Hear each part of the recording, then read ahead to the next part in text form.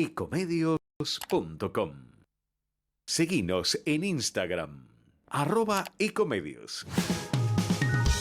Toda la información en un solo signo. Asteriscos con José Calero.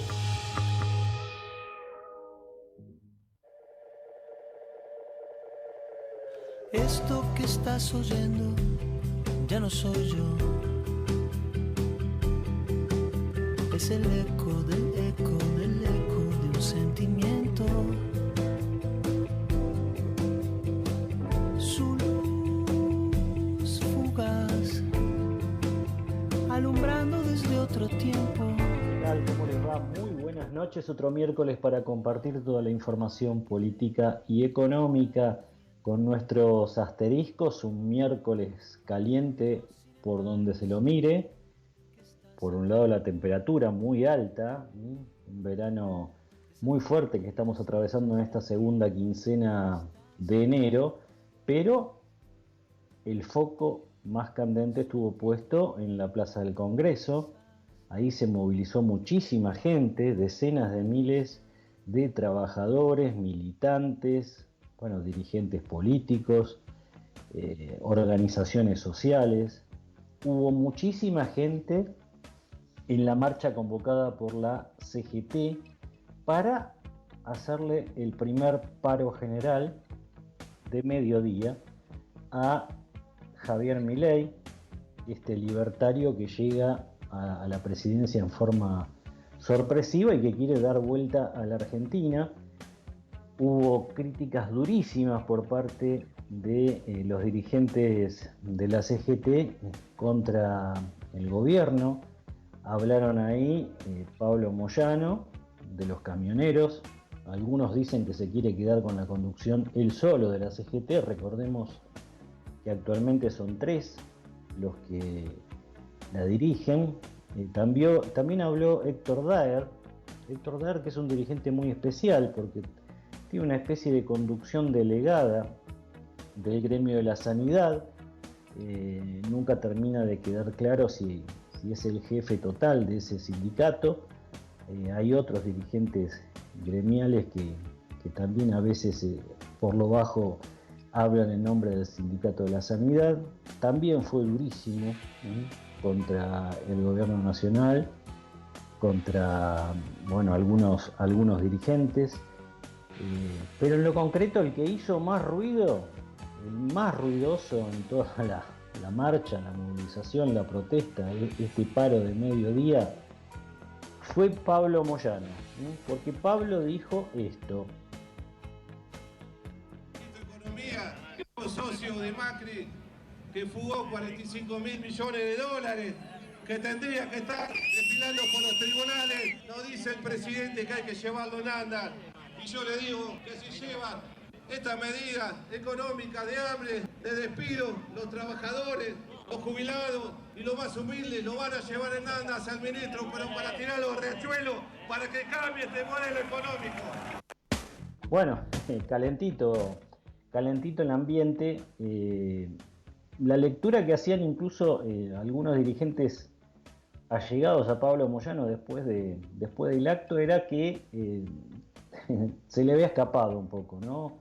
Semejante declaración, que van a llevar en andas a Luis Caputo, el ministro de Economía, al riachuelo, con la historia que tiene la Argentina, ¿no? Con el tema de tirar gente al río. Estaban las representantes de Madre de Plaza de Mayo en el palco. En algún momento se acercaron también para recordar el fallecimiento de una de ellas. Pero durísimo, Pablo Moyano. La explicación es que durante toda la jornada Pablo Moyano había estado leyendo los posteos que hacía Luis Caputo, el ministro de Economía, en X, ¿no? En la red social, que castigaban con todo a los sindicatos, a los propios dirigentes gremiales que estaban llevando adelante el paro. Y además Caputo dijo, lo que fue una advertencia, que si no le votaban la ley ómnibus este jueves, en realidad ahora se pasó para el martes próximo, el gobierno o él iba a tener que tomar medidas más severas y recortarle más plata a las provincias.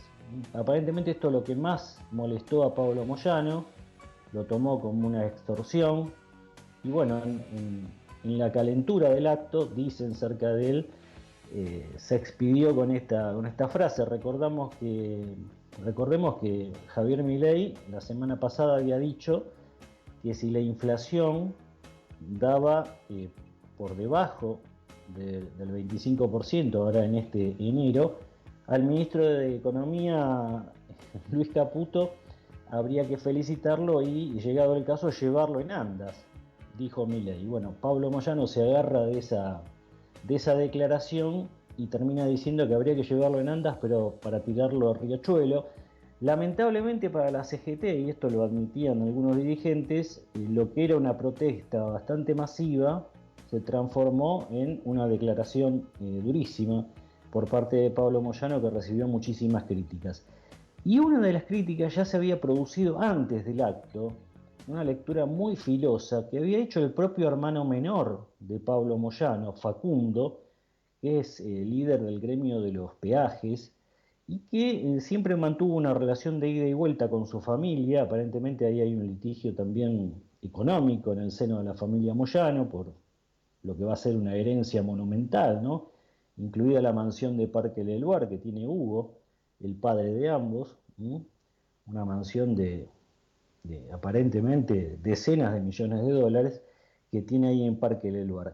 Esto dijo Facundo antes de que empezara el acto. Este paro tendría que haber sido hace 2 años. Si este paro era hace 2 años, los trabajadores no estarían en esta situación. ¿Qué propuesta tiene? ¿Qué propuesta tuvo el peronismo durante estos 4 años? ¿Qué propuesta tuvo la CGT? O los dirigentes de la CGT, para no meter a la CGT. La CGT no se ensucia, digamos, los dirigentes. ¿Qué propuesta tuvieron? ¿Qué propuesta tuvimos? Si nosotros pretendemos tener un punto de partida para tener un proyecto de país, tenemos que tener autocríticas. Bueno, picantísimo. Facundo Moyano, que en algún momento, junto con el padre y Pablo, hicieron ahí también un tándem dentro de la CGT disidente. Bueno, durísimo. Facundo Moyano, quien en algún momento también se acercó a Sergio Massa.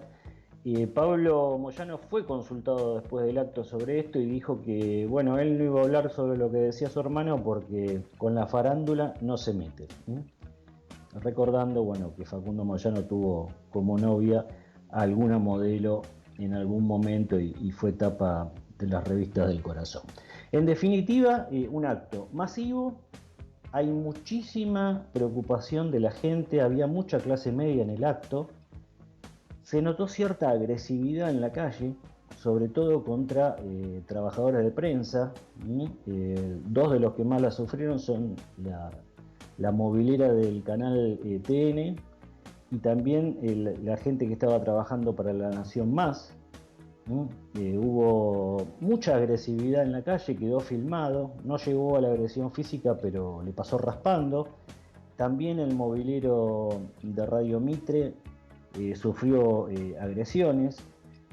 Bueno, hay mucha calentura porque cuesta cada vez más llegar a fin de mes y bueno, eso por supuesto altera los nervios de todos, y cuando hay mucha ideología de por medio, como ocurre con la militancia kirchnerista, por ejemplo, con la militancia de izquierda, con algunos sectores de camioneros que estaban también un poco picantes porque habían distribuido Fernet a lo largo del acto. Los muchachos se ponen a veces un poco pesados, pero se la agarraban con los periodistas, en este caso de TN, de La Nación Más, de Radio Mitre, bueno, medios que tienen una línea editorial crítica, por supuesto, hacia el peronismo, hacia el kirchnerismo, pero hay que bancársela, Es así, son las reglas del juego, que no se la agarren con los trabajadores de prensa. Ya seguimos. Asteriscos. Información clave a mitad de semana.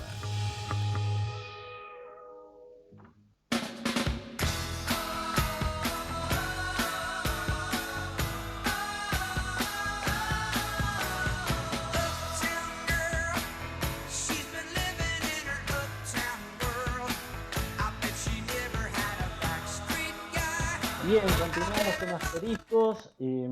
La dirigencia radical acompañó el acto, hubo varios dirigentes de la UCR. No digo Leopoldo Moró porque Leopoldo Moró ya está, ya es considerado un hombre de Unión por la Patria, ¿no? Un hombre del kirchnerismo, muy cercano a la expresidenta Cristina Kirchner, pero después se vio a dirigentes históricos, ¿no?, del radicalismo. Hablo del radicalismo puro, el que permanece en, en, bueno, en Alfonsín, en Irigoyen si se quiere, en este acto. Lo curioso fue que Héctor Daer, creo que fue, lo mencionó a Irigoyen y lo mencionó a Alfonsín en este acto. Lo tengo en línea a Federico Storani, un dirigente histórico del radicalismo y que estuvo en la marcha. Tengo acá una foto que lo certifica, y con quien queríamos hablar, además de lo de la marcha, también sobre lo que fue el balotaje. Federico, José Calero te saluda, ¿cómo estás? ¿Qué tal? Buenas tardes, un gusto estar en contacto con ustedes. Bueno, te agradecemos el contacto. La verdad que desde el balotaje que queríamos hablar contigo, pero empecemos por la marcha de hoy. Estabas ahí con un nutrido grupo, había muchos jóvenes, vi en la foto. ¿Por qué la asistencia a esta marcha hoy, Federico? Vos sabés que a todo el mundo, si me permitís que te tutee, le digo al revés. ¿Por qué no? Porque hay ¿Por qué no? tantos motivos para estar en una marcha de protesta que nosotros decidimos ejercer el derecho que tenemos de manifestarnos en contra de la acción que está llevando adelante el gobierno. Vamos a empezar. Ajá. El gobierno empezó con un ajuste brutal, con una devaluación del 120%, con la liberación de todos los precios en los alimentos, en los medicamentos, en las tarifas, en el combustible, en la medicina prepaga, en los colegios privados. Y eso impacta de manera muy, muy dura en los sectores más vulnerables de la sociedad argentina. Pero no solo eso, sino que luego intenta un DNU que está vigente en su mayor parte, un decreto de necesidad y urgencia, que es manifiestamente inconstitucional. Esto no lo digo solamente yo, lo dicen también constitucionalistas que públicamente dicen haber votado por Milei, como el caso de Sapsay. Lo cito expresamente porque lo escuché. Y es así, es inconstitucional, porque el decreto de necesidad de urgencia avanza sobre competencias que son propias del Parlamento, por ejemplo, tributos e impuestos, cuando deroga una cantidad de medidas, entre ellas la promoción industrial, que trata de cuestiones impositivas. Pero también da una vuelta en la tuerca con una ley ómnibus, que es prácticamente comprensiva de la totalidad de la actividad económica y social argentina, porque modifica el Código Penal, modifica el Código de Comercio, modifica el Código Civil, modifica la legislación laboral, deroga artículos de la Constitución Nacional. Y entonces realmente no estamos en un Estado de Derecho, no estamos respetando la Constitución, y a nosotros nos parece que con toda la legitimidad que tiene el gobierno, tiene legitimidad, pero no para violar la Constitución, que es el marco legal por el cual fue elegido. Vale la pena recordar que el propio gobierno, o en campaña, quienes hoy gobiernan, decían dentro de la ley todo, fuera de la ley nada. Y la primera ley, la ley fundamental, la norma fundamental, es la Constitución Nacional, que está siendo flagrantemente violada. Por todas Yo te razones, preguntaba, arrancaba con esta pregunta, Federico, porque sin ánimo de irme tan lejos en el tiempo, pero siempre marcó a fuego a los argentinos la debacle del 2001, la violencia en las calles, y muchos de los sectores que hoy estaban impulsando esta marcha, ustedes lo sufrieron siendo gobierno en el 2001. ¿Por qué? De hecho, el peronismo protagonizó un escenario muy fuerte de lo que fue la caída de Fernando de la Rúa. ¿Eso quedó superado ante esta situación? ¿Por eso vos vas a la marcha? No, yo voy a la marcha por lo que acabo de reseñar. A mí Ajá. no me importa tanto quién convoca, sino las razones que existen para autoconvocarnos. Había muchísima gente autoconvocada, Sí. nosotros lo hicimos en Callao y Corrientes, Ujú. totalmente identificados con nuestros estandartes, con Sí, nuestras vi el banderas, estandarte, sí, sí. con nuestras consignas, y marchamos pacíficamente a lo largo de la avenida Callao, que estaba absolutamente expuesta, no había Ujú. ningún tipo de guardia policial, y lo hicimos hasta proximidades de la confitería del Molino, que Sí, está sí. justamente en la esquina de Callao y Rivadavia. Y Ujú. allí permanecimos, Había y mucha por clase media en la marcha, por lo menos yo lo muchísima, percibí. claramente sí, porque había mucha gente autoconvocada, porque a todos los toca por algún lado, los toca por el lado de la cultura, los toca por el lado de la ciencia, los toca por el lado de la educación, los toca por el lado de la salud. Entonces, incluso nuestra columna cuando empezó era numerosa, pero no era tan numerosa. Hay mucha gente que se ve que se identifica con el radicalismo y además fue Sí, engrosando la columna sí. del radicalismo, que finalmente terminó siendo una columna muy, pero muy importante. Y tanto que yo creo que, entre otras cosas, debe haber sido una de las razones por las cuales el propio secretario general de la CGT mencionó que estaban presentes los radicales que no se olvidan de Irigoyen y que no se olvidan de Alfonsín. De Y Alfonsín. bueno, nosotros no nos olvidamos ni de Irigoyen, que ha sido agraviado por este gobierno cada vez que pudo, diciendo que era el primer decadente y populista en la Argentina, cuando en Ujú. realidad fue el primer Y presidente también electo por el Alfonsín. voto popular y universal, y además diciendo que Alfonsín fue el peor gobierno de la historia, cuando en realidad nosotros consideramos que es el último gran estadista que estuvo en nuestro país. Ujú, ujú. ¿Cómo está la relación con Leopoldo Moro de tu parte? No, vos lo dijiste bien al principio, estamos en lugares distintos. Él ya pertenece al kirchnerismo, al peronismo, y nosotros somos radicales y nunca dejaremos de serlo, y tenemos expresiones políticas diferentes, lo que no quiere decir que no pueda tener relación personal que se Ujú. arrastra a épocas de la lucha contra la dictadura militar cuando éramos muy jóvenes. En el balotaje vos llamaste a votar contra Milei. ¿Es porque estabas visualizando que podía ocurrir lo que describís ahora que está pasando? No solamente visualizaba, sino que anticipamos, dijimos que era un salto vacío extremadamente peligroso, porque, a ver, esto que se presenta como nuevo, no tiene nada de nuevo. En Ajá. realidad es el mismo ajuste ultraortodoxo que ya se intentó durante la dictadura militar con Martínez de Oz y con todo el poder militar, y que fracasó con un enorme sufrimiento para el pueblo argentino, además de la violación masiva de los derechos humanos, sino también que fracasó durante el periodo Menem-Cavallo, de un gobierno peronista, que también fracasó estruendosamente a pesar de que tenía una base de sustentación más amplia. Por lo tanto, esto no tiene nada de nuevo. En realidad es la aplicación de las llamadas recomendaciones del consenso de Washington, una de cuyas inspiradoras es justamente la admirada por Milley Margaret Thatcher, Ujú. pero no tiene nada, insisto, de nuevo. Es un ajuste ultra ortodoxo que cada vez que se aplicó fracasó y golpeó a los sectores más vulnerables de nuestro país. Está muy claro que hay la dirigencia radical, bueno, gobernadores, exgobernadores, no está alineada en una sola posición, eso es muy claro.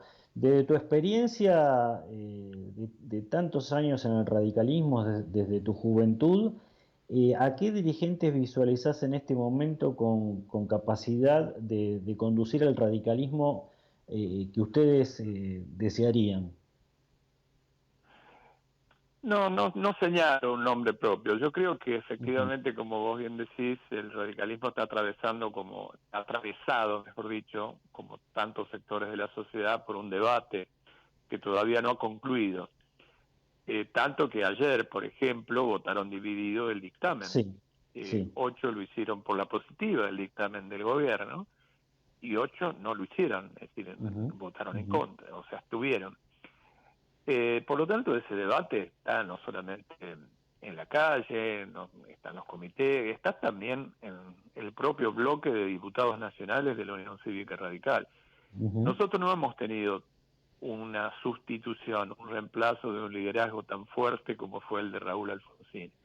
Y tenemos que intentar sustituir un liderazgo de esas características con un liderazgo institucional que funcione más horizontalmente, con mucho debate, que nos escuchemos mucho y que vayamos sacando conclusiones para que este histórico partido, que tiene muy buenas administraciones a nivel local y provincial, y a propósito de tu pregunta te digo, bueno, nosotros creemos que uno de los que tiene un desafío muy importante y nos parece que puede llegar a ser una figura en proyección es el gobernador electo de la provincia, y ahora gobernador en ejercicio, de la provincia de Santa Fe, Puyaro. Emiliano Puyaro, que tiene un desafío muy grande, como todos sabemos, ¿no? Y la última, Federico, 2025 va a haber elecciones legislativas. Vi muchos jóvenes entre la gente que estaba con vos en la marcha. Y ¿estás pensando en volver a postularte como, por ejemplo, diputado o no? Mira, yo fui muchas veces diputado nacional, fui presidente del bloque de la Unión Cívica Radical, con cargo que por supuesto me han honrado. Fuiste ministro también. También He sido ministro del Interior. No tengo apetencias personales, pero también creo que muchos de los jóvenes que estaban hoy presentes reclaman que haya una posición más firme, más concreta. Quieren salir de esta duda permanente y de las posiciones especulativas que tiene cierta dirigencia del partido. Y bueno, lo veremos en su momento. No es una cuestión personal, es una cuestión de responsabilidad política. Bueno, podés tutearme aparte porque te hice varias entrevistas, por supuesto no te vas a acordar, yo sí, tanto en televisión como en radio, ya hace mucho tiempo que estamos en esto. Te mandamos un fuerte abrazo, Freddy. Bueno, muchísimas gracias y a disposición para cualquier otro momento. Muy atento, ahí estaba Federico Storani, ¿eh? Bueno, ¿quién dice? Por ahora estuvo en la marcha, vimos mucha juventud a su alrededor, él mismo contaba que había autoconvocados que se fueron sumando. Doy fe de este afán radical de algún sector de la clase media, sobre todo en barrios que conozco bastante a fondo, Caballito, Boedo, Almagro. Hay mucha clase media, mucho comerciante de clase media.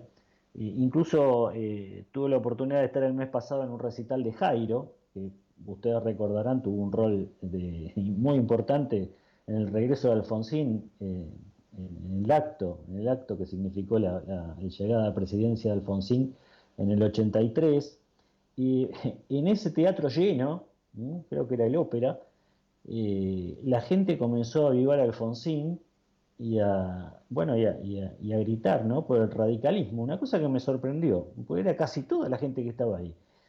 Así que bueno, se ve que hay alguna semillita radical dando vueltas importante. Y bueno, por ahí se viene una disputa interesante. Recordemos que en el radicalismo hay dirigentes que son en el agua y el aceite, ¿no? No es lo mismo Gerardo Morales, el ex gobernador de Jujuy, que Maxi Puyaro, el gobernador electo de Santa Fe, el gobernador que está gobernando Santa Fe, que lo mencionaba recién Freddy Storani. No es lo mismo Freddy Storani que sectores que por ahí están más vinculados con un hombre que se fue al radicalismo como Leopoldo Moró, u otro dirigente, otros dirigentes que también están en la misma situación, ¿no? No se sabe, Ricardo Alfonsín, por ejemplo, ex embajador en España, apoyó a Sergio Massa en el balotaje. No fue como el caso de Freddy Storani, que él decía, bueno, Milei es lo peor que podría ocurrir, bueno, si no queda otra, votemos a Massa. No, Ricardo Alfonsín hizo de alguna manera campaña para que gane Sergio Massa. Así que bueno, el radicalismo, como bien sostenía Storani recién, está otra vez en la disyuntiva de su dirigencia, de encontrar un camino común. Una pausa y ya seguimos.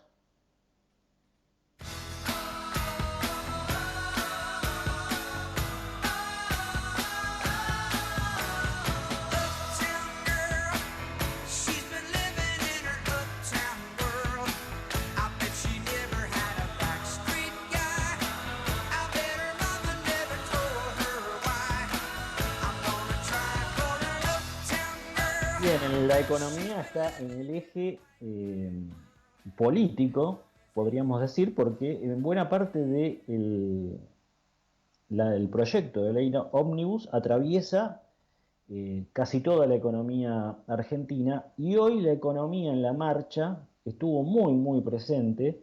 La gente se quejaba porque no llega a fin de mes, el de clase baja porque antes llegaba hasta el 20 y ahora no llega ni hasta el 10, el comerciante de clase media porque antes llegaba hasta fin de mes y ahora llega hasta el 20. Había comerciantes con mucho temor en la marcha, tuvieron que abrir, decían, porque si perdían ese día de algo de recaudación iban a tener problemas para pagarle a los empleados o a los proveedores. Y bueno, queríamos hablar ahora con alguien a quien no solo todos los días a través de las redes sociales brinda análisis muy filosos y datos muy interesantes, sino a quien creo que hoy el presidente Milei me da la impresión de que ha reposteado o retuiteado, como se decía antes, algunos de sus informes. Ahora lo vamos a aclarar con él. Lo tengo en línea al economista Salvador Vitelli, jefe de research de Romano Group. Salvador, José Calero te saluda, ¿cómo estás? ¿Qué tal, José? ¿Cómo te va? Buenas noches, gracias por la invitación. ¿Fue así? ¿Milei retuiteó un posteo tuyo? Ha hecho varios reposteos míos a lo largo del tiempo, ahora Que recientemente sigue. no recuerdo, lo que sí fue el ministro Caputo hace poco Sí, sí, que Caputo comentó también. un análisis mío con respecto al déficit fiscal y bueno, a partir un poco de eso se armó cierto comentario, ¿no? Sí, sí, sí. Bueno, ¿y indudablemente lo que se está discutiendo ahora se iba a discutir mañana en una sesión, ahora parece que pasó para el martes, hay que ver si el martes se logra. Pero desde tu punto de vista, ¿qué es lo que está, cuáles son los ejes económicos de lo que está en discusión acá? Bueno, básicamente lo que se está en discusión es las partidas que se van a estar tocando, tanto Ajá. de impuestos como también de gastos, ¿sí? La manera que uno tiene de llegar al equilibrio fiscal son dos: un aumento de impuestos o bien baja de gasto, o ambas en simultáneo, ¿no? Acá lo que se estaba queriendo hacer, y según la hoja de ruta de la propia gestión, es un incremento de los ingresos tributarios a través de mayores impuestos, como lo es ese aumento del 15% de los derechos de exportación, Sí. retrotraer lo que sucedió con ganancias de la cuarta categoría, etcétera, y también un ajuste al gasto. De esa manera se pretende llegar. Pero debo hacer una salvedad bastante importante de que esta gestión, en sus primeros lineamientos, pensaba que iba a tener una inercia de 5,2 puntos del producto. ¿Qué quiere decir esto? De que pensaba que iba a llegar al 2023 con un déficit de 5,2. La cuestión es que fue de 6,1, es decir, Fue peor. un Esto por los punto datos que se arriba. conocieron ahora estos días, de un déficit fiscal mayor al esperado en el 2023. Claro, exactamente. Entonces allí lo que tenemos y lo que tenemos que imaginarnos es que Ujú.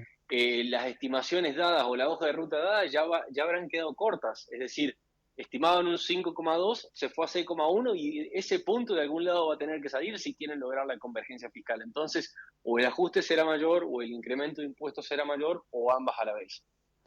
Hoy Pablo Moyano dijo, en lugar de reponer ganancias para unos 800.000 trabajadores, creo que sería, ¿por qué no cobran otro impuesto a la riqueza, como el que ya se cobró durante la pandemia? ¿Eso vos le ves alguna viabilidad? A ver, como viable, en Argentina hemos hecho lo imposible posible, ¿no? Como viable se puede hacer, sí, la historia nos lo ha demostrado que sí, que sea eficiente, que sea algo razonable es distinto. Hoy, si ponemos paños fríos, de atacar la acumulación de capital, atacar el capital es atacar la inversión. Atacar la inversión es atacar el empleo indirectamente. Pasa que son cosas que son atemporales entre sí. Es mucho más sencillo recaudar un impuesto de las grandes fortunas hoy que pensar en la creación de empleo de aquí a 10 años, por ejemplo. Pero sin dudas que el capital termina siendo mimoso, va hacia donde lo traten bien. Y Ujú. justamente Argentina es un territorio donde el capital se siente muy atacado. Entonces, Sí, ir hacia otro impuesto nuevamente hacia las grandes fortunas, que debo decir que es una imposición sobre algo ya grabado, porque en definitiva uno para obtener un capital tuvo que haber pagado por ese capital, ya sea en las sí. ganancias o ya sea herencia, etcétera. Entonces termina siendo bastante perjudicial para los trabajadores. Ujú. Bueno, indudablemente se aplicó acá en un momento de mucha emergencia, lo fogoneó con fuerza el kirchnerismo, Máximo Kirchner, también el presidente del Banco Credit Corp, que es diputado nacional. Y bueno, funcionó, se recaudó, se pudo hacer frente en mejores condiciones a la pandemia. También convengamos que el gobierno no era demasiado confiable y mucho dinero de ese, quién sabe dónde fue a parar, ¿no? Se sabe que no fue muy transparente el gobierno de Alberto Fernández, tampoco el kirchnerismo antes, pero en concreto eso ayudó. Vos decías que el capital suele ser un poco mimoso, me pareció divertido lo que dijiste. También suele ser bastante traicionero a veces, ¿no? Sí, Como... a ver, la historia está llena de ejemplos. Yo creo que Argentina justamente lo que hoy necesita es no desalentar la acumulación Claro, de capital y sobre todo las reglas de juego claras y con una mirada a largo plazo, porque lógicamente si uno lo mira solamente desde el corto plazo y no cambia toda sí, la estructura argentina, la acumulación de capital se daría, pero no se vería en una sí. mayor No, te lo inversión. decía, ¿sabes por qué, Salvador? Porque siempre me quedó la idea, ahora vos me vas a explicar si es así o no, pero de que uno de los errores que por ahí cometió Mauricio Macri, cuando levantó el cepo cambiario, bueno, lo hizo por lo menos para el momento bastante bien, pero fue no haber buscado alguna medida que impidiera que esos capitales se fueran enseguida del país.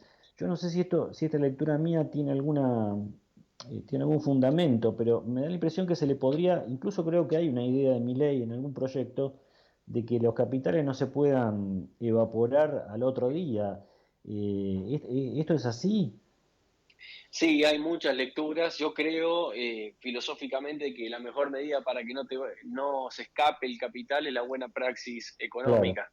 En claro. definitiva, esa es la mejor manera de Bueno, retener el es lo que capital. busca Caputo ahora, ¿no? El tema de ir hacia un déficit cero. El tema del déficit cero creo que tiene mala prensa desde la época de la Rúa, ¿no? Que hablaba constantemente del déficit cero y terminó muy mal. Pero me parece Sí, que la idea de Luis Caputo es esa, ¿no? Ir a un equilibrio, bueno, vos hablabas de una convergencia, de ir a un equilibrio fiscal que le dé certeza, por un lado a los acreedores y por otro lado a los capitales, ¿no? sí, dentro de un esquema también donde, por ejemplo, el Banco Central incrementa sus pasivos en dólares a través del BOPREAL, entonces tenemos una situación, llamémosle delicada, porque primero también el punto de partida es muy difícil Sí, y que además conlleva ciertas medidas que no necesariamente son las que uno esperaría, pero en cuanto a déficit no podemos hacernos los sorprendidos porque era algo que se sí. anunciaba desde los primeros comienzos, desde la génesis de Milei, donde el déficit iba a tender a cero. Me parece que esa es la principal ancla, por lo menos lo que están intentando dar ahora. Ujú. Bueno, si hay algo en lo que no se equivocó este gobierno, como sí me parece que lo hizo Macri, al menos él se hace esa autocrítica, es en que denunció el desastre que encontró en las cuentas, ¿no? Bueno, yo creo que esa fue un acierto por parte de esta gestión, el haber hecho explícito la situación que estábamos, reservas netas negativas, los pasivos remunerados del Banco Central, el déficit que teníamos, la inflación inercial, distorsión de precios relativos, etcétera. Es un cúmulo de cosas que hace muy bien en aclarar.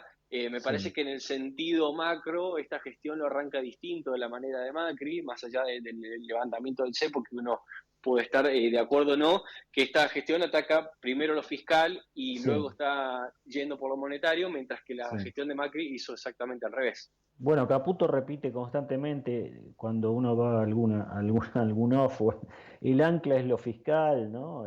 Hay una gran preocupación por mostrar esto. En diciembre, 25,5 de inflación. En enero, Milei está tratando de instalar que podríamos estar por debajo del 25. Por cómo vamos, por la información que manejás, ¿te da la impresión de que puede darse ese sendero descendente en el costo de vida?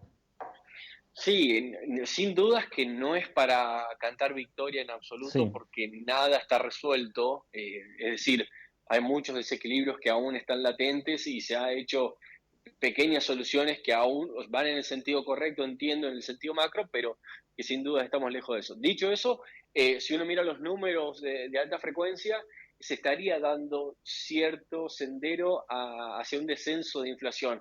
Pero lógicamente hay que tener en cuenta que estamos en niveles altísimos, ¿eh? Entonces es relativamente sencillo pasar de inflaciones del 25 al 20. El problema es que a medida que nos vamos alejando de números altos, cada vez cuesta más. Estamos estimando en torno a una inflación del 18 o 20% para enero, hay que ver cómo cierra el mes, lógico, pero Ujú. allí también el tema es de cómo se construye el índice, si tiene cierta inercia producto de que este gobierno devaluó a mitad de diciembre, entonces una mitad de esa devaluación te pega también en enero. Bueno, Salvador, gracias. Espero que te sigan ahí retuiteando. Bueno, Y también gracias porque los periodistas utilizamos mucho la información que volcás ahí en tus redes sociales. Nos aclara el panorama, sobre todo en lo financiero, que a veces es complicado entenderlo. Te mandamos un fuerte abrazo. gracias a ustedes por la invitación y gracias por las palabras. Abrazo. Ahí estaba el economista Salvador Vitelli en Asteriscos. Ecomedios.com AM1220. Estamos con vos. Estamos en vos.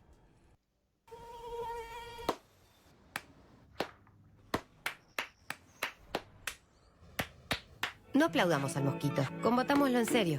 Para combatir el dengue, el zika y el chikungunya, evitemos que los mosquitos piquen y se reproduzcan. Usemos repelentes, coloquemos tules en la cuna de los bebés y demos vuelta a contenedores para que no se acumule el agua. Si tenés fiebre alta, dolor de cabeza y dolor muscular, no te automediques y acudí al médico. Encontrá más información en argentina.gov.ar. Argentina Unida, Ministerio de Salud, Argentina Presidencia.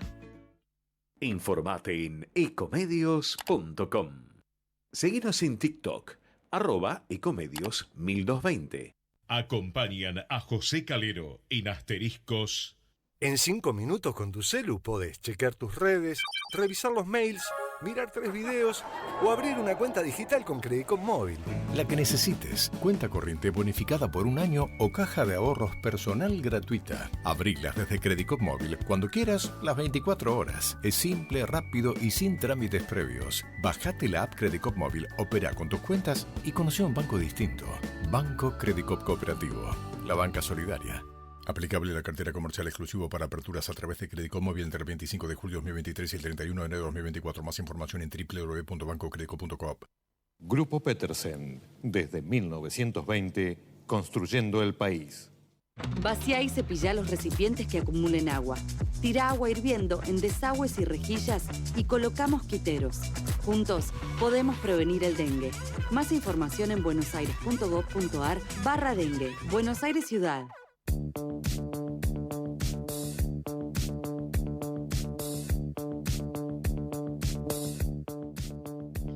Bien, lo seguimos acompañando en Asterisco. Ya pasaron casi 40 minutos de las 21 en este miércoles, donde hubo, por supuesto, para variar los miércoles, muchísima información, un acto masivo, contundente en la Plaza del Congreso, una presencia fuerte de los gremios y un cuestionamiento muy duro hacia el gobierno, al que acusan de querer llevarse puesto todo, ¿no? Toda la institucionalidad.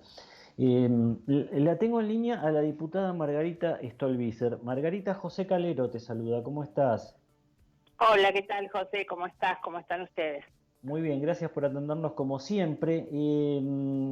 ¿Qué lectura haces de la marcha de hoy? ¿Tuviste oportunidad de escuchar a Moyano, a Daer? ¿Qué impresión te dejó desde el lugar que estás ocupando? A ver, yo separo primero sobre todo la mucha cantidad de gente que fue, a la que entiendo le sobran motivos para marchar, para quejarse, para reclamar, digamos. es casi como natural, digamos, una queja, un reclamo en esos términos. Pero bueno, vengo siendo bastante crítica del papel de la central sindical. La convocatoria a un paro a 40 días de un nuevo gobierno, a mí me parece un poco mucho, aún con la mirada crítica que yo tengo del gobierno de Javier Milei, ¿no? Y sobre todo tengo obviamente una crítica hacia la legitimidad de los dirigentes sindicales que, bueno, convalidaron en gran medida las causas, las políticas o la falta de ellas que nos llevaron al estado de situación que tenemos, ¿no? Y sin embargo no tienen nunca un mea culpa, salvo creo que escuché hoy a Facundo Moyano decir, haciendo la crítica que había hace un sido rato lo parte, escuchábamos, hizo una autocrítica interesante, más teniendo en cuenta que él pertenece al clan Moyano. Y Margarita, contanos un poco cómo está a esta hora, digamos, la negociación en el Congreso. Entiendo que se ha pasado para el martes, en principio, el intento de sesión para tratar la ley Ómnibus. ¿Cuál es el estado de la situación ahora? Bueno, a ver, lo que yo les puedo contar es absolutamente limitado, porque yo no participo de ningún tipo de negociación, porque no fui parte tampoco del dictamen que se firmó ayer. A mi juicio, a esta altura, un papelón, en realidad, porque todos saben que terminaron firmando a las 2 de la mañana un papel en blanco, y que entonces cuando se dieron cuenta hoy que ese papel que habían firmado no se compadecía con lo que habían acordado un rato antes, ¿no? Bueno, me parece que realmente los malos manejos que hay, algunos que vienen repetidos de tiempos pasados, por supuesto, y otros que están inaugurando malas costumbres, malas prácticas en el Congreso, y algunas otras que están inaugurando en esta gestión. Yo no había visto nunca una sesión que se convocara, una reunión de comisión que se convocara para empezar a las 9 de la noche. Una cosa bastante insólita, y después era evidente cómo se iba estirando los discursos para aguantar hasta que vinieran los que tenían que llegar a firmar el dictamen, ¿no? Bueno, me parece que todo está siendo muy desprolijo, muy desordenado, y hay una falta de consideración, tal vez de entendimiento del Poder Ejecutivo sobre el marco en el que deben gobernar, que es obviamente un Estado de Derecho, división de poderes, con un poder legislativo que tiene la autonomía, la atribución, la responsabilidad de dictar las leyes, ¿no? Y por lo tanto tienen que saber que es ahí donde las cosas deben pasar, y lo que no pasa por ahí no pasa. Bueno, a mí me da la impresión, teniendo en cuenta que Milei cuando asumió habló de espaldas al Congreso, pero por otra parte también teniendo en cuenta que el Congreso, no me quiero remontar mucho, pero bueno, tengamos en cuenta que en el 2000 el Congreso perdió, en el año 2000, perdió mucha credibilidad, ¿no? Con lo que ocurrió con la reforma laboral. Y siempre hay manejos que no quedan claros en el Congreso. Me parece que también le falta un poco de, bueno, creo por de dar supuesto que transparencia, tenemos, ¿no?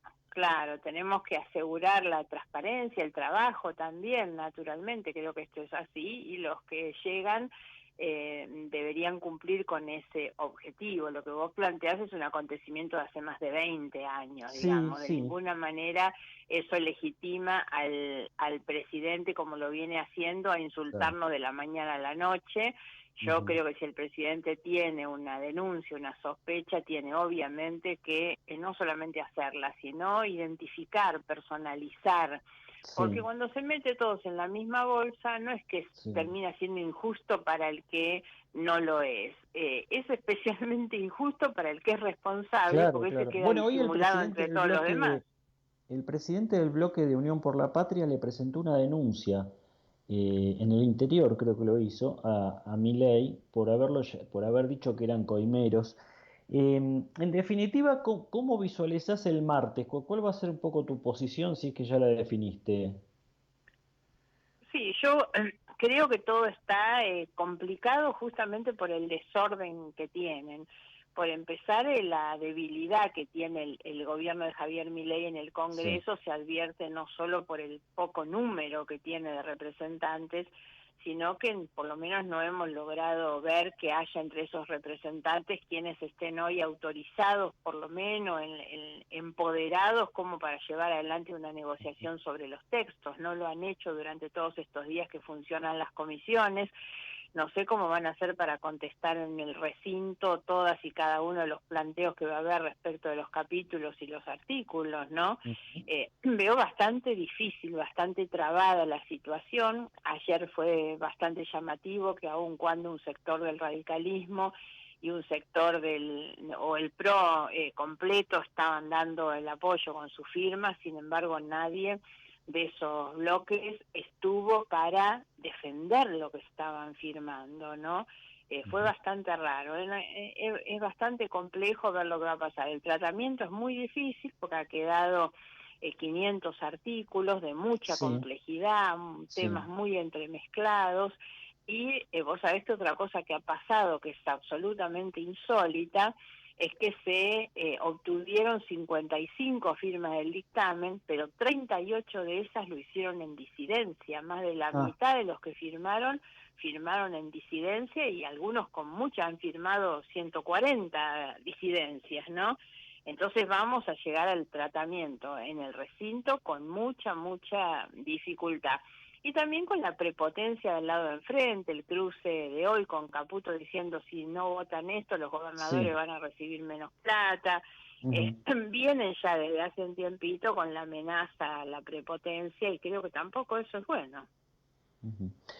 Bueno, Margarita, estaremos siguiendo el tema. Te agradecemos como siempre que nos hayas atendido. Te mandamos un cariño grande.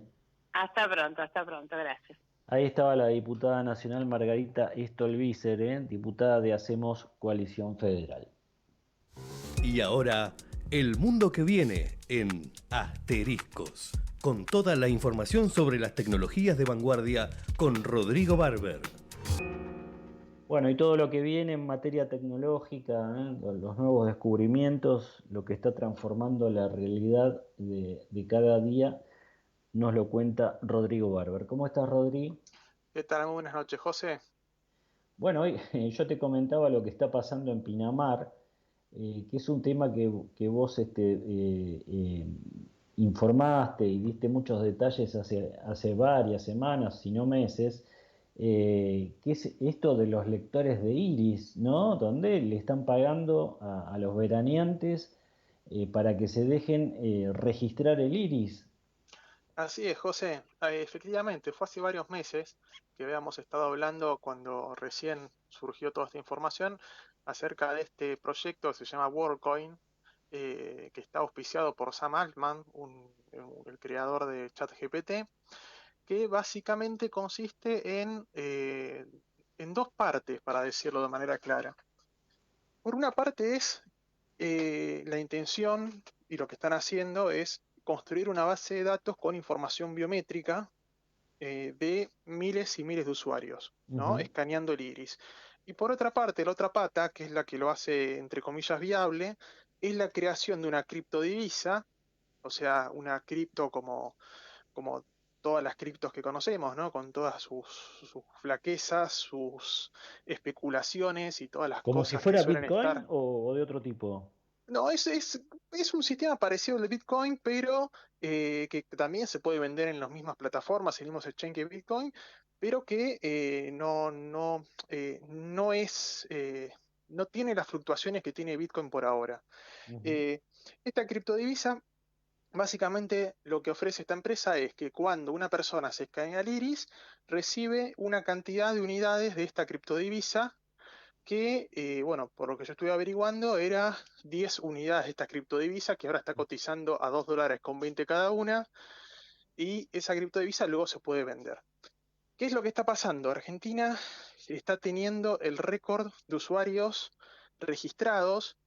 En un principio este sistema de escaneo de iris lo habían implementado o lo habían mostrado en algunos lugares de Europa, donde tuvo mucho rechazo, muchísima crítica. Y de alguna forma, más allá de que no hay ningún tipo de dato de que se haya prohibido, lo que hicieron en esos países fue como bajar mucho el perfil. Fueron como o dejando de hacerlo o bajando el perfil como para no tener esos problemas.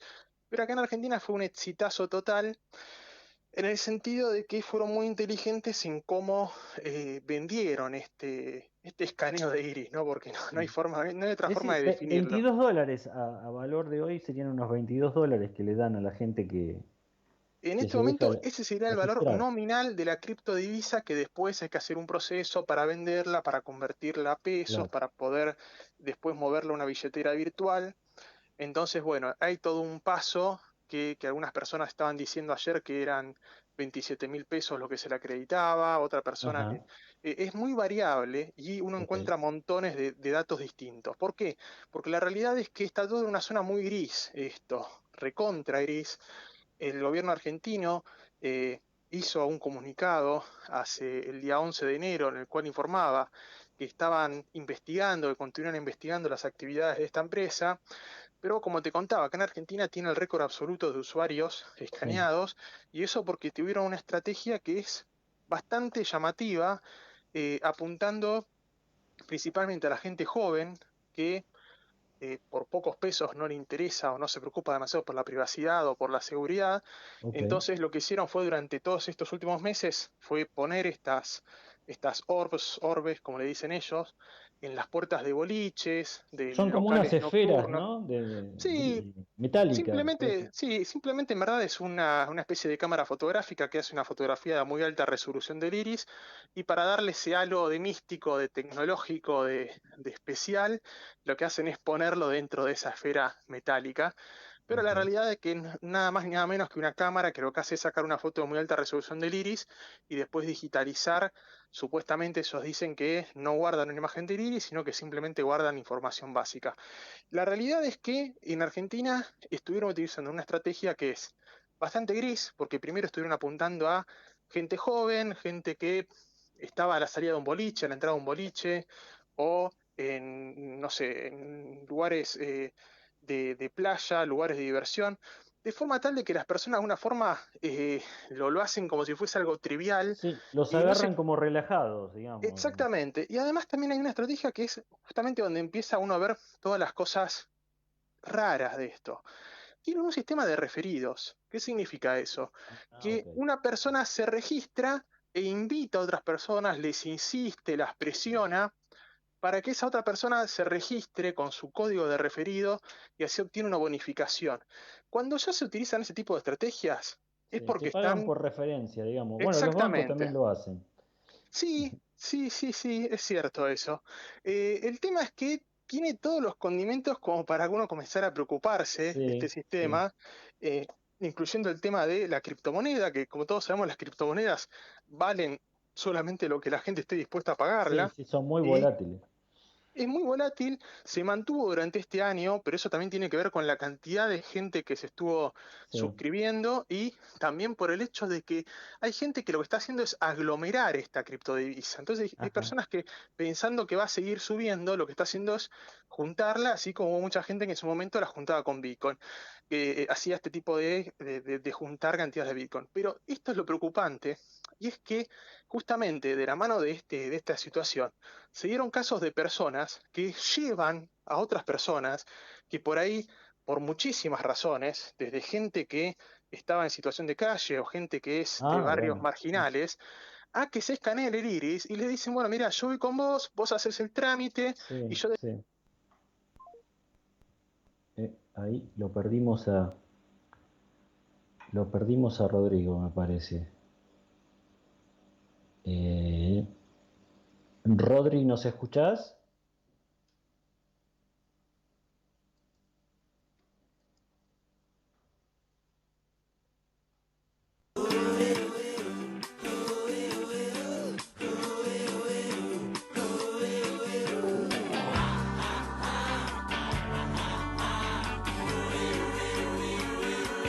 Bueno,